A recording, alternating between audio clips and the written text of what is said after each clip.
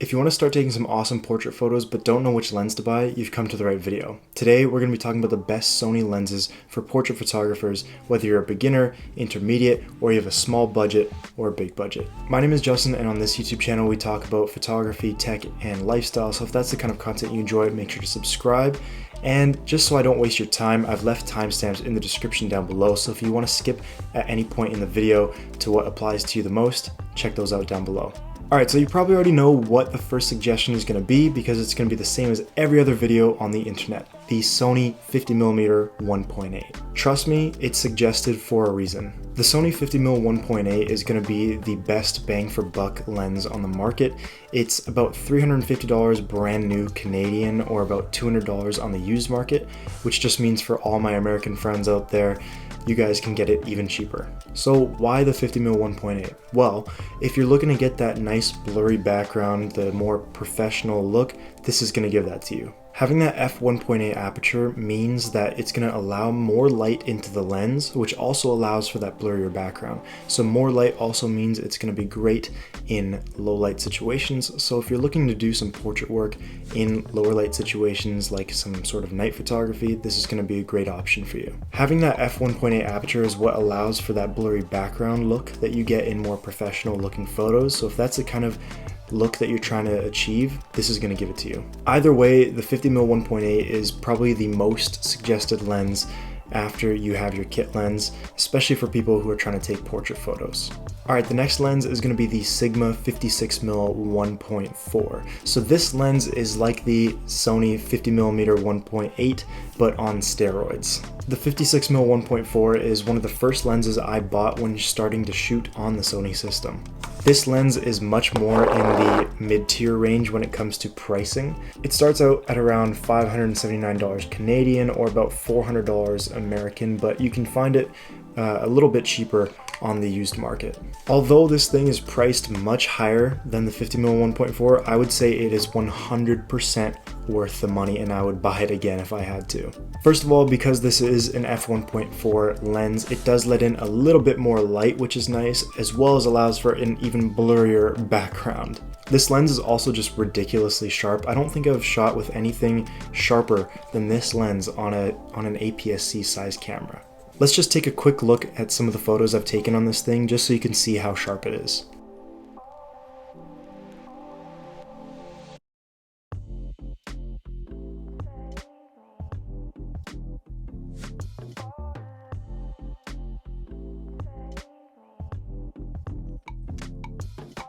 Although this thing is a bit pricey, this is the first lens I suggest when somebody asks what they should upgrade to after their kit lens, if they have the cash. Some lenses have issues going all the way down to f1.4 and staying sharp, but this thing, no issue.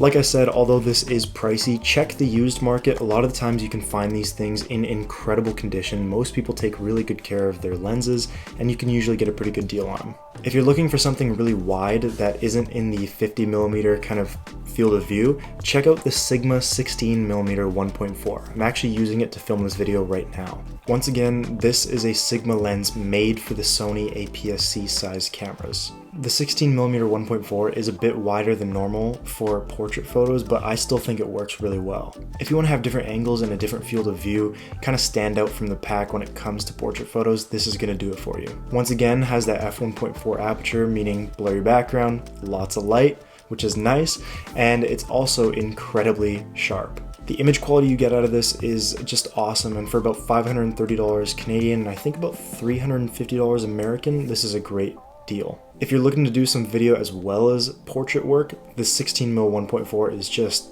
absolutely like chef's kiss, you know? A lot of wide angle lenses on the market do have issues with quality, but this one, not at all. Before we continue to go into the mid-range pricing or even high-range pricing, I want to give a quick shout out to the 30mm 1.4. I bet you thought I was going to give a sponsor shout out, but no. The 30mm 1.4, also from Sigma, made for the Sony lineup. The 30mm 1.4 came out a few years before the 16mm and the 56mm that I have over there, and it's still really sharp. Although it's not incredible, It's still pretty sharp for the price, and for beginners it's going to be great. It starts at about $3.99 Canadian. I'm not sure how much American, but you already know American dollars, much cheaper than Canadian. Like I said, for the price and for beginners, the 30mm 1.4 is going to be a great lens to start. Alright, now jumping back into the mid-range, or even kind of getting into the high range of pricing here, let's talk about the Sony 85mm 1.8. You might be wondering what's the difference with all these different millimeter focal lengths, all that kind of thing, but the 85mm, the reason you would want that over something like a 50mm is because it's going to give you almost an in-between of like the telephoto look and the regular portrait look. So this will give a little bit more compression in the photo, kind of giving a different look to your portrait. Once again, this is another lens that you can get with an aperture of either 1.8 or 1.4. It depends on how much you want to spend. But either way, you're going to get incredible image quality, and you're still going to get that blurry background look. If you do have a lot of cash to spend and you want an 85mm, check out the Sigma 85mm 1.4. That lens is just ridiculously sharp. Nothing will beat it. But if you're still looking to save some cash and you want more on the mid-range side, check out the 85mm 1.8. Still going to be awesome, still going to be sharp, still going to give you that blurry background. Check it out on the used market for an even better deal. So if prime lenses aren't your thing, meaning a lens that does not zoom, and if you want something that'll zoom, let's talk about stuff in that kind of category. Having a zoom lens is going to be much more versatile than having a prime lens, but there are pros and cons to both. If you want me to make a video on the difference between a zoom lens and a prime lens, let me know in the comment section down below and I'll explain that for you guys. But otherwise, having a zoom lens is going to be a great option still. The most versatile lens, and one that everybody will suggest, is a 24mm to 70mm lens. 24 to 70 is just a great focal length because it gives you pretty wide on the 24 end, and 70, which is pretty telephoto. It's kind of a perfect in-between. In terms of pricing, there's a few different options for Sony. If you're trying to keep it budget friendly, the Tamron 28 to 75mm 2.8 is going to be the best bang for your buck. Unlike the standard 24 to 70mm, this starts at 28mm and ends at 75mm, which is a little odd, but for that little bit of focal range that you're giving up on the wide end, you are saving quite a bit more money. Tons of YouTubers and photographers swear by this lens because it is so budget friendly and because it delivers incredible image quality. If you do need that 24mm to 70mm, that standard focal range, the Sigma version of this lens is going to be awesome.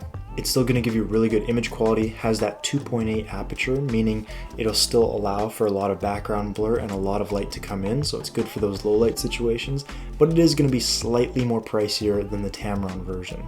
And last but not least, let's not forget the telephoto lenses. Although they are good for zooming in on subjects far away, they're also good for portraits. Usually telephoto lenses like the 70 to 200 are going to be incredible image quality, and a lot of the times they are used in studios or even outdoors just for portrait photos. Not only are telephoto lenses great in terms of image quality, they're also great for giving a different style look to your image. Because of the crazy amount of zoom that they can do, they add a ton of compression into the photo, making your photo look completely different than any other portrait photo taken. Once again, these 70 to 200mm lenses are going to cost quite different depending on which one you buy.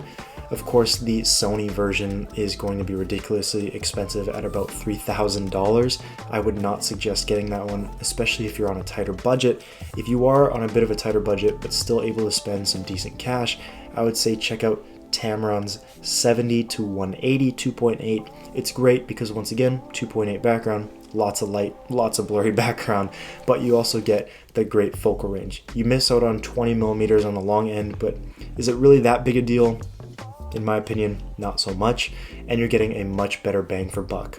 So those are my suggestions for portrait lenses for Sony. Whether you are a beginner, whether you are advanced, whether you have a small budget or you have a big budget, doesn't matter. We covered it all today.